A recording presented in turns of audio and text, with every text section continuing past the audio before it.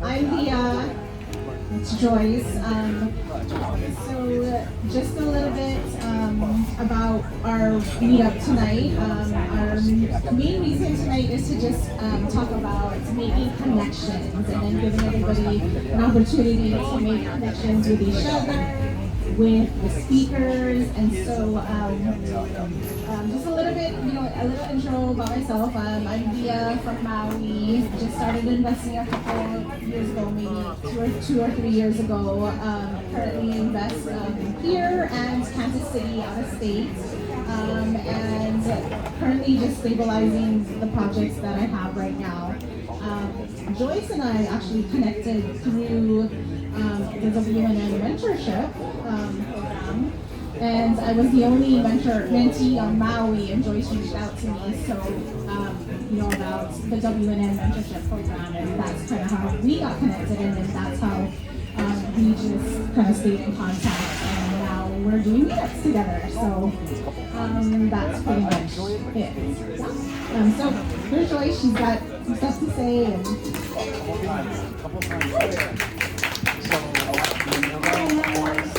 for coming to the meetup. I think just keeping this consistent and making sure that we have these on island is so important, especially for us locals who live here. We're off price out of paradise, and it's so important to make sure that we secure our future. A little bit about me. I'm from here, right here in Lahaina. So currently I have 2 properties right here in town, and then I'm currently working on another project in the middle of a project right now. So that's interesting. It's going very, very well. But anyway, how I connected with Dia, we're in the WNN program. Every single person that's on this panel tonight, we connected one way or another. Mostly through social media. If you guys are not leveraging that tool right now, you're missing out on a lot. Brooks and Kalia, Kalia. So they're both over on Oahu. So I would never have met them unless I met them on Instagram. So great tool to connect with people. And this meetup, again, these meetups are so important. No matter how many people you get at a meetup, you make so much important connections here. And I've met Kareba here. I've got to every meetup, and she's been there too. So that's how we have connected. I've reached out to her. She's very responsive. She's a real person. So it's not somebody that you reach out to and you're talking to a robot or an AI. She's a real person. All these people that's on this channel are real people, and they're making their way through their real estate journey. So, let's see, some housekeeping items, just so you guys know if you guys haven't been here before. Utilize Tommy Bahama is so great to have us utilize this space. So go ahead, get your drinks, get drunk, enjoy your time here. After I talk. We'll all sound a lot better. Bathrooms are around the corner over here, but thank you, Tommy Bahama, for helping us utilize this space. Thank you. Okay. yeah, okay. Okay, so just to give you guys a little idea of what the format of tonight is going to be, it's going to be more, we're going to just have a casual talk story session with our speakers here, and we're just going to be talking about the making connections. Then we're going to break out into smaller groups so that we all can connect with our speakers and then connect with each other. In smaller groups, and then after the breakout, if anybody wants to share about little nuggets that they gained in their little small sessions, they can. Feel free to come up and just share your nugget or whatever you gained from your small groups, and then pretty much open networking after that.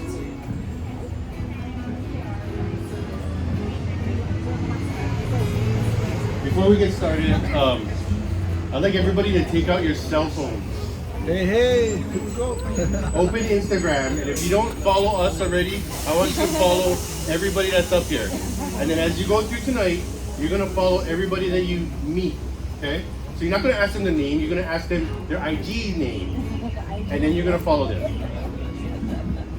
What's yours? Mine is at Vanguard_Hawaii. IG. I'm Koliah. My IG is Koliah, KOLIAH .real estate. And my Instagram is Tereva Invest. TEREVA Invest.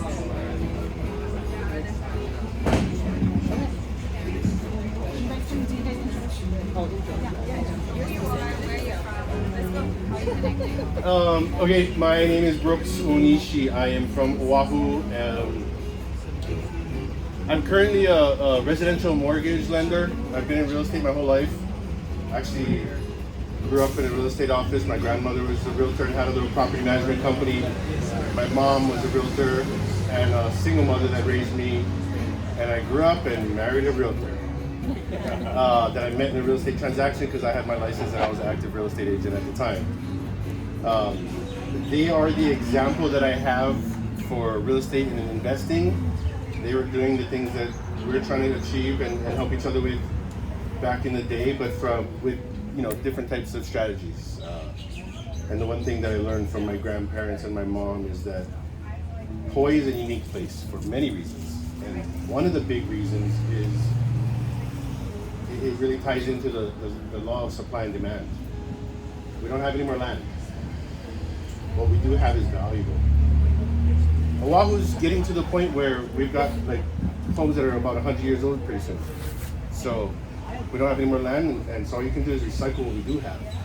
And that's why this is kind of my shift from the residential real estate mortgage industry side, which is a professional that's really different, because they're smiling in your face, but they're not really happy for them.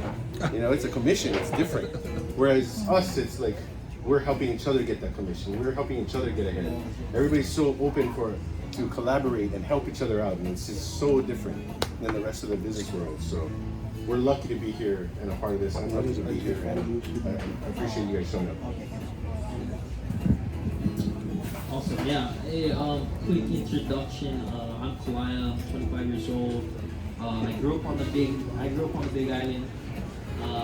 Both my parents are from Oahu. Had me at a young age, and I was also an electrician, commercial electrician for about 4 years. Kept educating myself about real estate. I always knew I wanted to buy a property. All the trades guys I met were like, buy a house, buy a house, buy a house. They never told me why to buy a house. For equity, for leverage, all these other things. And then currently today, I'm working on 12 brand new construction projects, 3 flips, and we got 1 in escrow also. So I think the biggest thing I hope you guys take away from today is meet more people, connect with more people. Real estate is a vehicle. The only way that you're gonna get more in depth in real estate is if you help the people, meet more people. That's how you're really gonna make deals happen. That's what's helped me get to this point where I'm at today. A lot of people on social media and all this other things, they think that I am the one that is driving all this stuff. But it's all the people that I've met up until this point that's helped me the most. And these people are now a part of that. So. Hi everyone, my name is Tereva. Thank you Leah and Joyce for putting this on. I am originally from Tahiti. I moved to Maui right after high school, so about 20 years ago. And 6 years ago, wanted to get into real estate. And 3 years ago, decided to actually take action rather than just learn and watch and listen to podcasts. So my very first year, I started really step by step. I started with wholesaling, then partnership flips, and then buying rental properties. So it was really progressive. And now I'm doing that this year. We're doing flips to generate capital to park that into multi-families. And at the end of 2021, I started venturing out of state, and that's where I did a lot of learning because you have to have systems, you can't. You have to count on people, so you have to build like really strong relationships with people you've never met. And so yeah, now that's kind of where I'm at. Oh, and like Joy said, connected with everyone through social media. And when I got into real estate, it was mid-pandemic, so everything was virtual meetups. And I am really pretty shy in person, so virtual meetup was like the best for me because I was behind the screen connecting with people, and there was no other way to connect with people anyway. So I started building a lot of really, really strong relationships, just being consistent at meetups. And now we're doing it in person, and it's actually really, really good. And then if you're here next month on July 15th, I am doing a mini local meetup conference. We're gonna have 6 speakers from all the islands, and just doing it in Central Kahului for a couple of hours. Just another way to learn, connect, and network. Thank you. Awesome. So, again, just to reiterate, the theme of this whole event is to connect with people. I'm so glad for social media to have been able to connect with Brooks and Kalaya, to be able to get them here.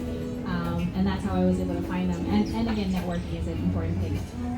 So we're going to go talk about the importance of connections through 2 things. And that's one thing is, the first one is community. How do you stay connected to the community, through the real estate journey that you have? What are you doing for the community to stay connected to them? So one thing that we learned early on in real estate is that we connect by, one, being ourselves, like staying true to ourselves, and 2, by adding value. It could be just information, it could be giving someone the contact of a contractor or a lender, and that is how I do it. The other thing is, I guess I leverage social media a lot as well, and try to just, like everyone on this panel here and our hostesses, we just add value on social media. And same thing, as long as you stay true to yourself, you are going to attract the right people into your business, and they'll be part of your growth journey. Great. Okay. Yeah. So staying connected to your community is really important. So yeah, I'm working on these new development projects, but we're selling all these houses for around $300,000-$400,000. We think on the Big Island, or I think on the Big Island, that these houses that we're selling for 10 years, 20 years, they're not going to be the same price. But say they're selling for $600,000 in 10 years or so. If you bought now, you have $200,000 in equity. So, and if you paid it down, you might even have more. So that's one thing, staying connected to the community. And then how I started is like I self-educated myself. People told me to buy a house, but they never told me why, right? So what I can do with my platform now is share with people and tell people my age or even older, like my mom, she's never even bought a house before. My dad still never bought a house before on the most affordable island in all of the islands, right? Because they don't know how to buy a house. So what I can do is I can educate people and kind of share information that I have no idea why nobody told me this is what you need to buy a house. You need this, this, this, and this, right? When I first got pre-approved with a loan officer, I was an electrician, making a good amount of W-2 income, and I was still missing things on how to buy a property.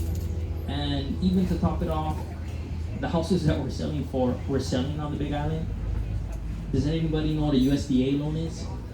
So USDA is like a 0% down ag land loan, and the people that are buying our houses can qualify to buy those houses. If you're buying a $300,000 house or so, brand new quarter acre, 3-bed, 2-bath, about 2,000 square feet. I don't know, you could maybe let me know, but you might be able to work at McDonald's, get paid $15, $18 an hour, and buy the house. As long as you don't drive it to Tacoma. As long as you have your DTI. So how can I educate? You get one, Junior. How can I educate the people my age or my parents about, hey, buy a property, this is why you will eventually get priced out and prices are still gonna go up. So I now have some equity. That's my way I can do that. How old are you? 21. I don't know about everybody else's reasons for getting into real estate, other than to try to get ahead, but I hear a lot of like coming from hardship, coming from poverty. I don't need a mic. So my journey is a little bit different, I guess. I'm very spiritual in the way that I make my decisions and how I figure out where I'm going next. And to be honest, 6 weeks ago, I had no idea I'd be talking in front of people. I needed to figure out a way, because the market slowed down, residential loans are very slow. Realtors are very slow right now on the buy side. Realtors have all listings that they're trying to sell. So it's one-sided. It's a buyer's market now because the listings are sitting. And coincidentally, I've always wanted to get into the investment community, which I've been just kind of peeping around the corner for a while, but recently I was in a position to be able to dive in and figure out what part of the investment community I fit best. Not everybody's going to be a good investor that's going to handle a project, or not everybody's going to be a good wholesaler. There is so many different facets to the investment community and just real estate in general that I think you got to be honest with yourself and find where you fit, or else you're trying too hard and you're wasting too much energy on something that should be a lot easier. So somebody smarter than me told me recently, follow your passion, and my passion has been financial literacy for a while, because I approve families for properties and I got to turn away a lot of the local ones because they just can't afford it. So for me, the difference that I realized is that I was exposed to the concepts of what money can do for you with real estate in Hawaii at an early age, because I had it in my household. A lot of people don't have that. So if I could provide financial literacy in my own way and awareness and all these things and still be able to pay my bills at the same time, that's a win-win for me. That's not a job after my day job. That's two things rolled into one, So that's why I'm here, and I had a hard time getting into the investment community because I'm on the commercial side, the residential side of stuff. It's not the same. I didn't have anything to offer. We get deals off market. We get financing from people that aren't banks, and I work for a bank, so it's just very non-traditional. It's progressive and forward-thinking. So I had to think ahead too and figure out how to be relevant. And then here I saw this kid, 25 years old, and to be honest, he's got the work ethic of 3 people, and that's the difference nobody sees. So what I'm doing now is I started a podcast, and he's one of my main partners, and it's all based on financial literacy. So everything that I'm doing right now is all community. I'm not even getting paid for it. So the pay will come because that's just the law of nature. And right now it's awareness. It's this kind of stuff, connecting with people. And I guess I'm Portuguese because I can connect with people. So as you can see, the real estate community is not only about just making money. It's changed a lot. Like when I first started looking at real estate way back in the day, it was like super cutthroat, right? Realtors were like trying to 2 different realtors trying to fight over a house. This is my client. No, that's my house that I'm selling. Like it was very cutthroat. And now it's all about helping each other and trying to bring awareness and trying to help everybody grow. The mindset has definitely changed. Now it's more and somebody's touched on it, an abundance mindset. It's not scarcity anymore. Yeah, we don't have that many properties or people aren't qualifying, but it's how can we get them to qualify? How can we get local families into their homes? How can we all get financial freedom? So the community has definitely changed, and so that's why we're really encouraging everybody to make those connections. And to be honest with you, it's uncomfortable. Like I'm super nervous up here. Like it's probably showing, like it's hard for me to talk to people, but you get uncomfortable, but also know that through that discomfort, you're gonna, you will grow, and that you'll make those connections that'll take you further and help you reach your goals.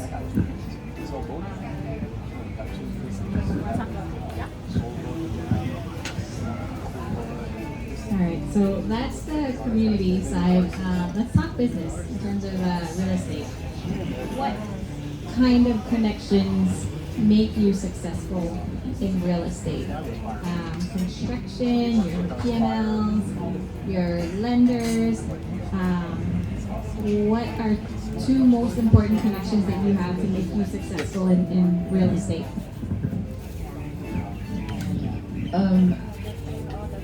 My personal opinion is other investors, because they probably have 20 people in their contacts that I will need at some point on the real estate journey, and so do I, and we can exchange. So most of, honestly, every single deal that I go through, I need help from someone, and sometimes the help is someone that they know, or it's just like their spreadsheet or something. So I feel like my best connection is other people in the space, especially people who have maybe done this 5 or 10 years, that are 5 to 10 years ahead of me. They've gone through the same challenges and or mistakes that I might be going through or facing. They've resolved issues that I am currently facing when I'm reaching out to them. So that's I rely very heavily on people in my network, people that have a little bit more experience than I do. Yeah, perfect. I totally agree with that. Other investors, I have a lot of partnerships. I don't do all my deals by myself. And we have 2 people that raise money for the deal. Or sometimes we have another partner. But just recently I was just talking to them about, even I had a deal in escrow where an investor, he fell out. We're going to fund the full purchase price cash. The guy fell out, we couldn't get the funding. We're going to close in 2 weeks. We can't do it.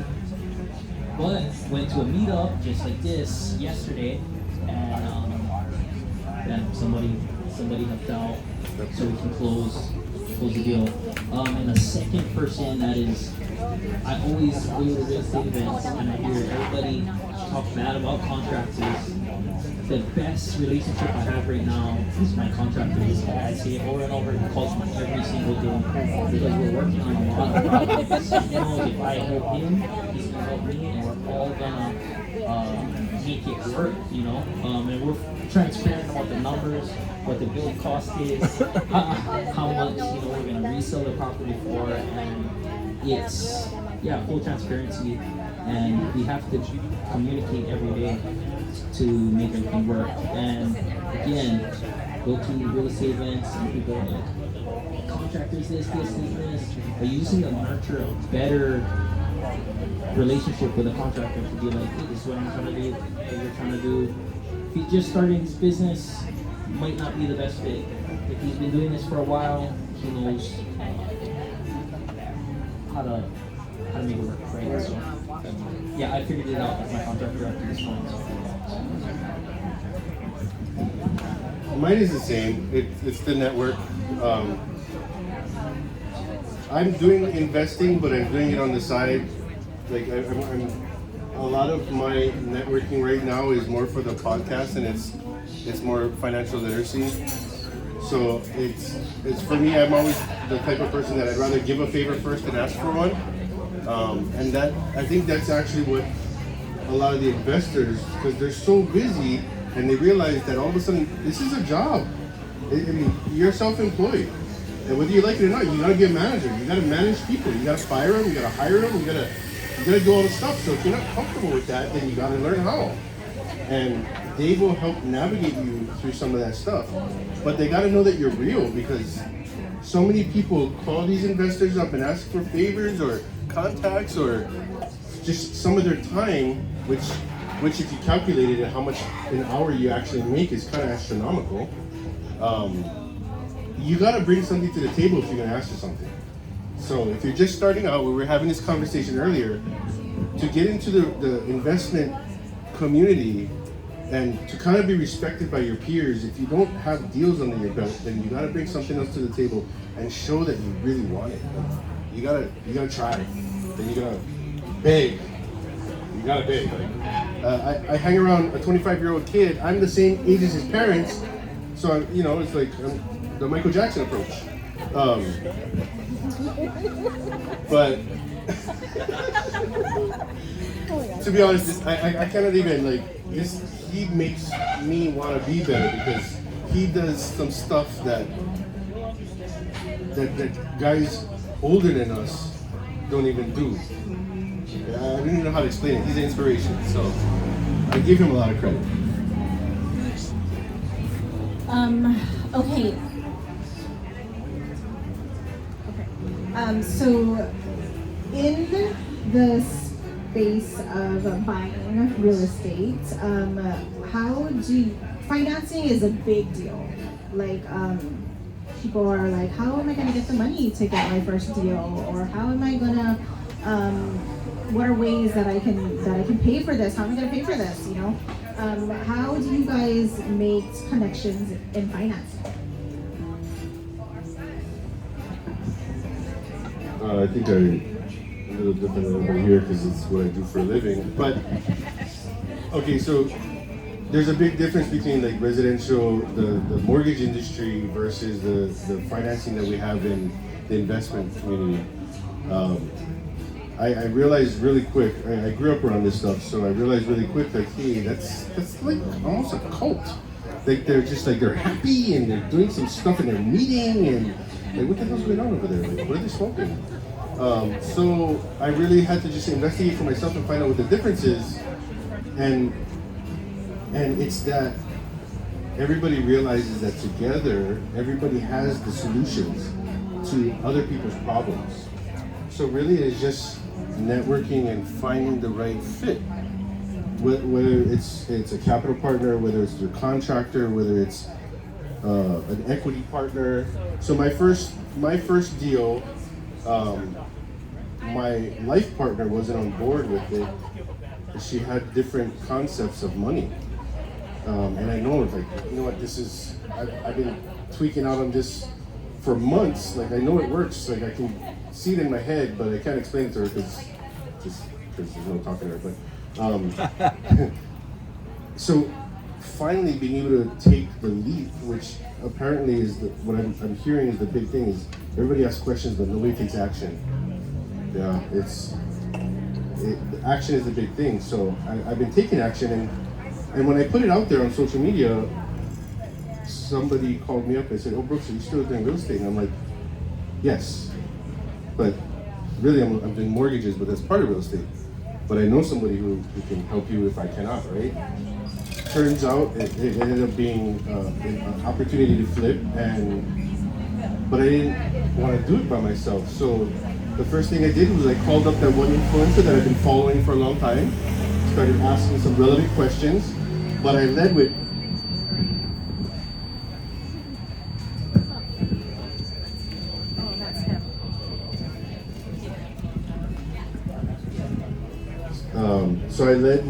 I have a deal. I've got a deal, and I need to see if you can help me. So I had his ear at that time. So the deal was what I brought to the table. That was the value that I brought, right? I had an opportunity. I wasn't ready to take responsibility of it completely, so I figured out a sub 2 before sub 2 was even popular recently. and I negotiated for the owner to get paid up front on a dollar amount that coincidentally she needed for a surgery she didn't tell anybody about. And then I got a referral, so it was kind of like I wholesaled it. But then I financed the construction on top of that. And so I kind of hit it like, multiple different approaches. Yeah, so I got 12% on the money that I funded for the construction, and I got a straight $10,000 referral fee up front for just making the deal happen. So that was my getting my toes wet. And then once that happened, somebody came around and said, "Hey, can you help me with my auntie's property?" And that just, it just, yeah, if you're in it and you're there, you're here, like, what is it, the thing, you hang around the barbershop long enough, you get your hair cut. It just happens. So, but the other thing too is, make sure you're doing good deals. Make sure you're connecting with people on a good level. Like, you have everybody's best interest at heart, and that it's always a win-win, because you'll get weeded out real quick if your brand is the one that's greedy and difficult. And it's all about community. So. Nice, good stuff. Yeah, so the financing portion, I would say people don't invest in deals, they invest in people. Again, it's just all repeated stuff. People say they invest in things that they like, know, and trust, right? And you gotta break all limiting beliefs on money or raising money for a deal. I think the deal is good enough and it makes sense, and there is collateral, and there is a good price point, and it makes sense, someone will fund it. But you don't have meetings with people about like, yeah, I have this deal, will you fund it? You have these meetings about actually building a relationship with them long term, on what future projects you could have, whether it is apartment syndications, whether it's single family or new construction. And same with the hard money lenders, like, it is relationship based. I have this one guy that I always call about getting inquiries about hard money for this one project, because there's a lot of hard money companies out there. All of them will give you a loan if the deal is good enough, but I've reached out to some, and like, you send them the deal, they don't even email you back in like a week or two. So you just gotta nurture that with a certain company that you have, and then, yeah, build those relationships with those passive investors. Always meet people. My very first WNN event, I had an investor for like $45,000 that already had the deal, but I brought it to him, and he was okay with funding it. Still my friend, still my investor till today. And they always say, find the deal first, the money will come. And yeah, you gotta break those limiting beliefs. Awesome. So for real estate investing, we use non-conventional lending. We call them hard money lenders. They charge much higher points than conventional lenders. However, they're institutional. They're a company that lends fast for a higher interest rate, and it's because, and also they base the loan approval on the deal, not your credit, your income, and all of that. They still check credit, and I believe they have a minimum. Every lender is a bit different. You need a minimum credit, and I think I remember my very first deal, I couldn't qualify because I had no experience and my credit was really bad. What did I do? I didn't abandon the deal. I just brought in a partner who had both. She had the income, she had the credit, she had the experience, and that's how we made the deal go through, and it ended up being my first deal, even though I could only make it happen by bringing in another person and cutting them 50% of the profits. So we've got hard money lenders, and a lot of people get so hung up on, oh, they charge 10, 12%. Like, then calculate your deal at 10 to 12%, because that 10 to 12% is going to make the deal happen because they can close in 3 to 4 weeks. Or you can go for and apply it with a conventional lender. Going to take 6 months to get your pre-approval. You got to give your DNA. Wow, I'm sitting right here. And no hate. That takes forever. So you can't. It's hard to leverage. You can't tell, hey, not only am I gonna give you like 60 cents on the dollar on your home, but I'm also gonna take like 60 days to close. So sometimes the fact that you can close in 3 to 4 weeks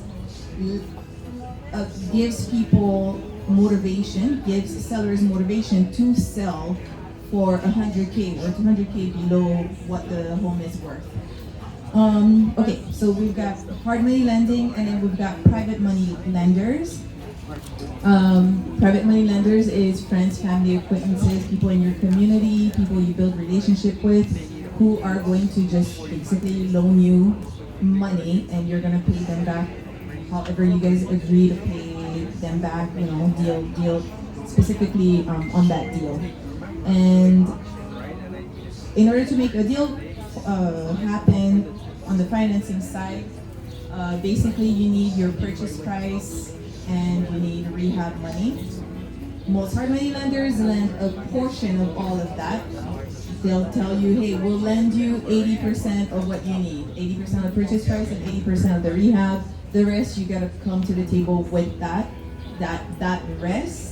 We go to a private money lender and we ask them, we give them the opportunity to lend at whatever percent you want to give them for what we call gap funding. Gap funding is down payment, holding costs, and a portion of the rehab as well. So the two big funding options for real estate are hard money and or private money. So going back to what Kalaya said, we do have to get over our limiting beliefs. How many of you actually knew there was even other types of financing available to fund a deal? For me, it was go to the bank, get your DNA drawn, and that's it, right? That's the only way you were able to get a house. But there's so many other creative ways to do it, and leveraging people like Brooks, like Kalaya, and Treva. There's resources out there that you'll be able to do. The property that I'm working on right now, I wouldn't have been able to make happen unless I found a private money lender, unless I asked questions. So it's possible. Even here in Lahaina, where everything is about $500,000, $500,000 doesn't even get you very much here. Yeah, so it's possible. It's so important to make those connections. Going back to the point of this whole meetup is come to these meetups. This is where you're going to meet the people you need to get you to the next step. And if you don't come to these meetups, leverage other platforms like social media, text, whatever. Yeah, Do all of the above. Everything. If you really want to get into it, like do everything possible. Yeah. So, on to the next question. For each of you, what kind of projects are you currently working on right now? Real estate or non-real estate, whatever it might be. What is it that you're working on right now? And how can they connect? How can people connect? And how can people connect with you? Okay, let's start with non-real estate. In 2 weeks, I have my annual recital with my dance school. It's going to be in Napili. It's a crazy amount of work dealing with costumes, venue, and all that. But real estate related, I mentioned my meetup on July 15th. And also, just today I signed closing docs on a hotel. So if you don't know what a hotel is, you buy a property, you maybe clean it up, whether that's removing junk and listing it, or removing the junk, painting it, then listing it. A hotel is just like the most minimal rehab possible you can put on the market. The reason I'm able to do this is because we got it for a really good price. We can list it for a much higher price at market value. And it is in a market that's pretty competitive. right here on Maui, and then in Kansas City, I have a partnership that's amazing in Kansas City because they don't want to deal with admin and money. I like dealing with admin and money, and I don't like dealing with rehabs. So they're doing all of that. They're doing the boots on the ground rehabs, designs, all of that. I just ask how much money do you need to make this happen, and then I handle raising money, getting the loan through. So we've got 2 flips up there, and we've got a hotel here. We'll see in a couple of weeks. We're gonna list that hotel, and other than that, I'm still like hunting. I think in next month we're also closing on an 8 unit in Washington. So raising private money for that. Thank you very much. Super good deal. That is it. And connect with me on social media. The DM works well. Sometimes I take 48 hours to respond, but I do it on purpose because I leave it unread until I have the space time to like address stuff. But she responds. And She does, yeah. And sometimes at midnight, 1 a.m., you just take it. And but other than that, I think one of the best ways.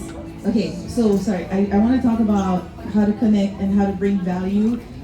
A lot of newer investors, myself included, when I was brand new, they always thought, I don't have a deal. How can I be valuable? There are so many things that investors lack. For example, being organized, or the accounting side, or the construction. I loathe construction. I don't want to deal with it, and I don't want to put together a scope of work and stuff. And then if you are someone who knows all of that, then by all means, we're going to be a good fit. So everyone here has value because they have a talent or something special that investors are lacking and they need. You need all these things to make a deal happen, and I don't think a single investor has it all. And that's why partnerships are really recommended. They're strong, encouraged, because we lack something that someone else masters. Yeah, back on that, you need a team. Look at it in any sport. There's never just one person doing everything. But so what am I working on? I'm working on a bunch of projects. We got 4 brand new constructions actively going. We have another 2 about to begin. So the biggest thing with the new construction is they're spec homes.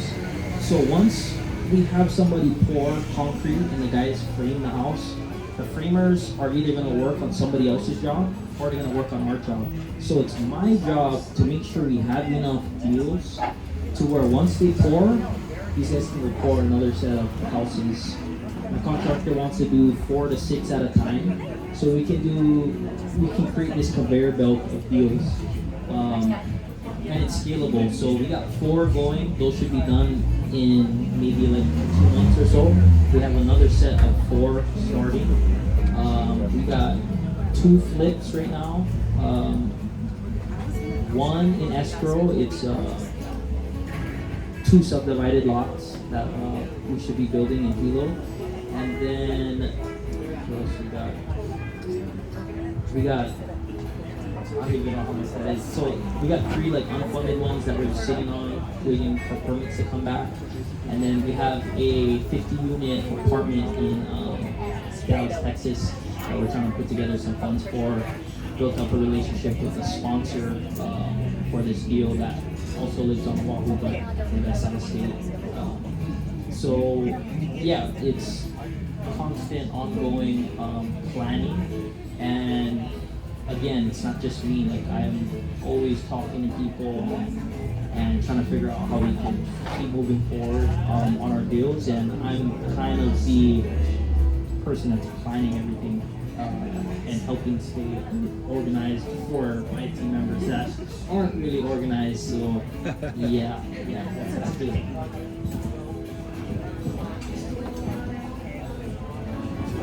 My projects are, the podcast is my biggest project right now, but that's also like a passion and a professional project. But that's also how I was able to get into the investment community, is because if you, and you guys need to do the social media, you need to follow, and then figure out which personalities match you. They probably have the skill sets that are similar to yours, but then look at who they're connected with, who are they interacting with, because that's going to be the yin and the yang that we're talking about. So those are the people that are going to be your strengths.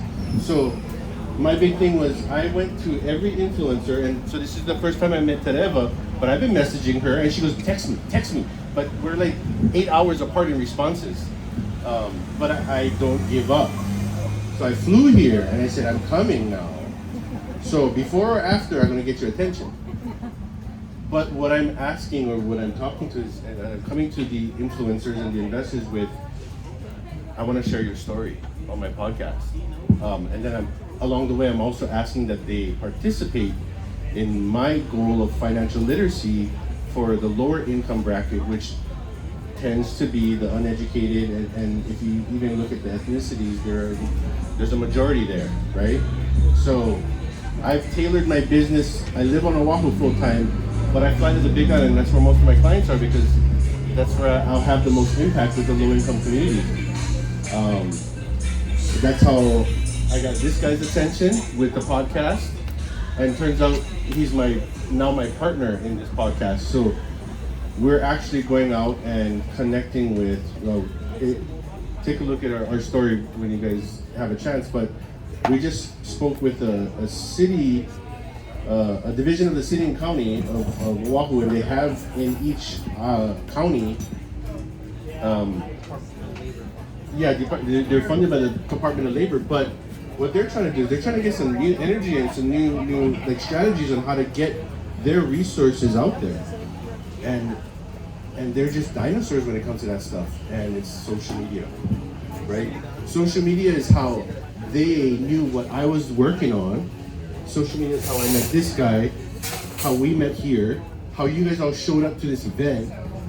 It's a part of our lives. And now we got AI coming, right? No. It's relevant. So really, it's a matter of making yourself relevant. So in my industry, like Terava was so intensely bashing, there's a big difference, right? Because we can get money for deals on the investment side, but I had to figure out where I could bring value, and all the investors still need a primary residence. So primary residence, right? When you guys refinance, you're gonna live in a property, or you're gonna rent it out, you need conventional financing. So it's not all or nothing. You really gotta cover the whole thing and understand it all. There's a big disparity between the investors and the lingo and the knowledge and the concepts from people that don't have that financial literacy, and it's all different layers. There's degrees to it. So there's still people that don't understand the credit report, don't understand paying down their credit cards or taking on new debt. They don't understand all that stuff. So there's still a relevance, and I just have to find it and be that person for everybody, and show that value that is needed, and it is, because a lot of people don't understand what your cap rate is and all that. I don't even understand what that is, because that's not in my world. But here comes this little boy genius, and he's showing me these spreadsheets. I'm like, can you explain that to me? And so it's humbling, but that's, there's difference of generations, and what I grew up with and what he was raised in is also completely different, and everybody else too. So my journey is highlighting the need for the community, and I'm big on parties and get-togethers, and so I'm going to be the one that throws the parties that you guys bring your money and donate stuff to. Because everybody's so busy in their investing, they forget how to have fun. They forget that the community isn't all about work and dollar signs and numbers. It's really about bonding, right? So, yeah, watch out for the parties coming. Okay, give it a hand for all of our speakers here and all the knowledge that they shared. We are going to break out into groups. I think there's about 25 people here, so maybe if we could break out into groups of, seven about, and then each of our speakers will come to each of those groups and you guys can connect with each other and connect with each of our speakers. It's like So, speed dating. try to get in a group with people you don't know. Okay, not just people you know. Try to get in a group with people you don't know.